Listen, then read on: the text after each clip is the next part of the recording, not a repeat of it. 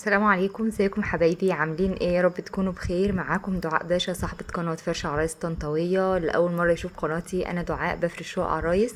اتمنى تشتركوا في القناة وتفعلوا زر الجرس للكل عشان يوصلكم كل جديد في شغلي بأمر الله. النهاردة معانا جولة كده في سوق عروستنا واختيارها. فرشنا لها النيش والمطبخ والأدلبة، ما عملناش الفينش الأخير لشقة عروستنا. عملنا بس الدواخل، فرش الدواخل بناء عن رغبة العروسة. عملنا لها كده، دي كانت رصة النيش، حطيت لها فوق طقم شاي والجاتوه، حطيت معاه طقم كريستال سادة، وهنا حطيت قارورة بوهيمي، وحطيت معاه طقم استكانات قهوة، حطيت معاه طقم خشاف سيلفر. هنا حطيت الطقم الصيني كده بالكامل، حطيت فوق من الطقم الصيني طقم الشاي بتاع الصيني، وحطيت تحت كده البولة الكبيرة والأطباق الصيني. ما شاء الله ما شاء الله. لو انتي عروسة خلاص على وشك وهتتجوزي، هتستفادي كتير النهاردة من ذوق عروستنا. عايزاكي تشوفي مفروشاتها وتشوفي حاجتها وخامات الحاجة اللي هي جايباها.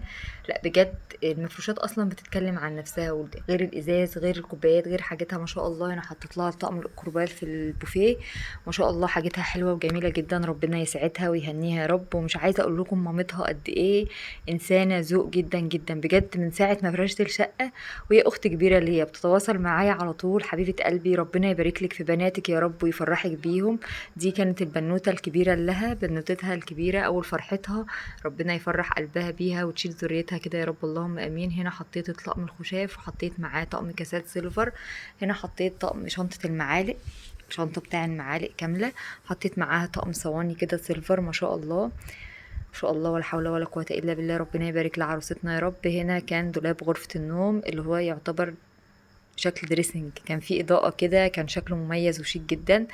هقول لكم كده رصينا لها فيها ايه. ما شاء الله، شفتوا زي ما بقول لكم مفروشاتها قد ايه كانت شيك وجميلة جدا. كده شكل رصة الدولاب كده كاملة على بعضها.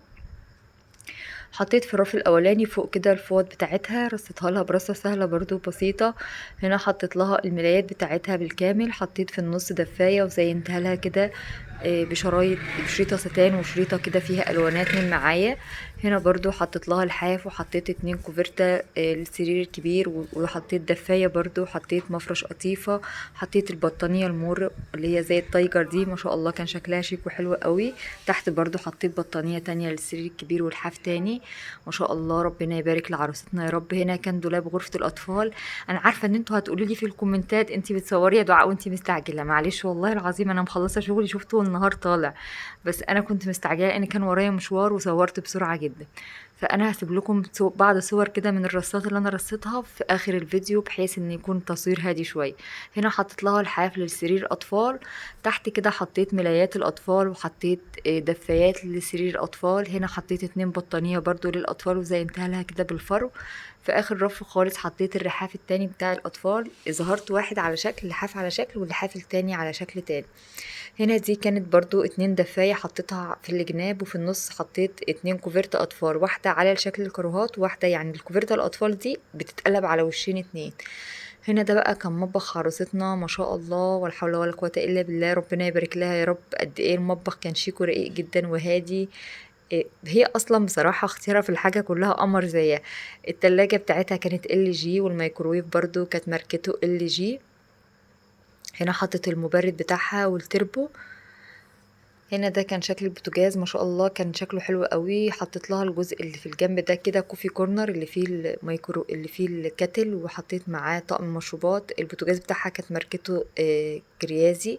هنا دي غسالة الاوتوماتيك ماركتها ال جي، والمكان الفاضي جنبها ده كان مكان غسالة الاطباق بتاعتها. هنا حطيت لها كوبايات كده للمية، وحطيت معاه سكرية، وحطيت طقم شربات فوق بالشفشق بتاعه. هنا حطيت مجات بورسلين، وحطيت معاها مجات ازاز كده للشاي. في الوحدة دي بقى حطيت لها طقمين كاسات، وحطيت طقم خشاف كريستال بحيث اللي استخدامها الفترة الأولانية يبقى قريب من ايديها وجنب الحوض على طول، هتصفي وترص تاني الحاجة مكانها في المطبخ. هنا حطيت لها الطقم العشاء البورسلين، وتحت كده حطيت كوبايات بتاعتها للاستخدام اليومي، ما شاء الله ربنا يبارك لها يا رب. هنا في المنظم بتاع الأدراج رصيت لها كده الرفايع بتاعتها. تحت هنا برضو حطيت صواني للتقديم ميلامين، والصواني الزجاج دي كان شكلها برضو حلو قوي.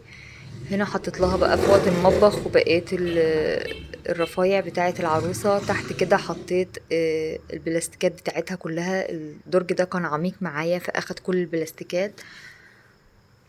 هنا بقى في الوحده دي خصصتها لها، بما ان هي قريبه من البوتاجاز خصصتها لها الحلل كلها بتاعتها. رصيت لها الحلل كده في الرفين الاتنين، وحطيت طقم الكنك القهوه دوت. رصيت كده كل الحلل بالشكل ده. ما شاء الله قد ايه حركتها كانت جميله، والوانات الحلل بتاعتها كانت شكلها مميز وشيك جدا. هنا ديت الوحدة ديت عبارة عن دولاب كده طويل خصصته لها كده للأجهزة الكهربائية، وحطيت لها فيه صواني الكيكة والكب كيك. هنا حطيت لها الهاند بلندر والخلاط والكبة. وهنا برضو حطيت لها القلايات بتاعتها، وحطيت لها تحت كده الصواني الكيكة. ما شاء الله. هنا حطيت لها فوق التلاجة على طول علب التلاجة.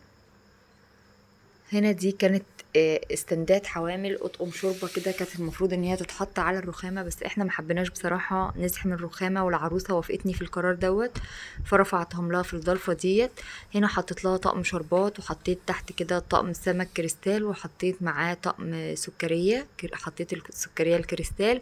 هنا حطيت برضو طقم ميه وطقم عصير وطقم شاي. هنا حطيت القوارب البايركس بتاعتها كلها. ما شاء الله القوارب جايبه قوارب وحلل بايركس.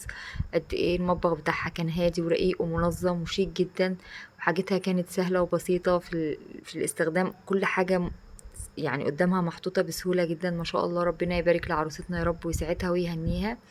اتمنى بجد من كل قلبكم تدعوا لها، لان تستاهل كل خير. اتمنى منكم كمان لو انتوا بتحبوني في الله ما تنسوش تحطوا لي اللايك والكومنت الحلو بتاعكم، عشان تحفزوني ان انا انزل لكم شغل اكتر. شوفوا رصة الدولاب بجد ما شاء الله. مش عارفة بصراحة اوصف جمال شقة عروستنا النهاردة ازاي. بجد هتستفادوا جدا من ذوقها في اختيار حاجتها. قد ايه الحاجة كانت قيمة وشيك جدا. ربنا يبارك لها يا رب. دي برضو كانت بعض صور كده من الرصاد بتاع المطبخ بتاع عروستنا. تنسوش بقى دعوة حلوة من قلبكم كده للعروسة. كمان عايزة اللي لسه ما اشتركش في القناة ينزل يشترك ويفعل زر الجرس للكل، عشان يوصل لكم كل جديد في شغلي بإذن الله، ويجي لكم إشعار بالحاجات الجديدة اللي أنا بنزلها. الناس اللي بتخش تكلمني عايزين رقم تليفونك، عايزين أتواصل معاكي، الرقم موجود على الفيديو. موجود اللي هو رقم 010 دوت. كلموني واتس. وبكده نكون خلصنا.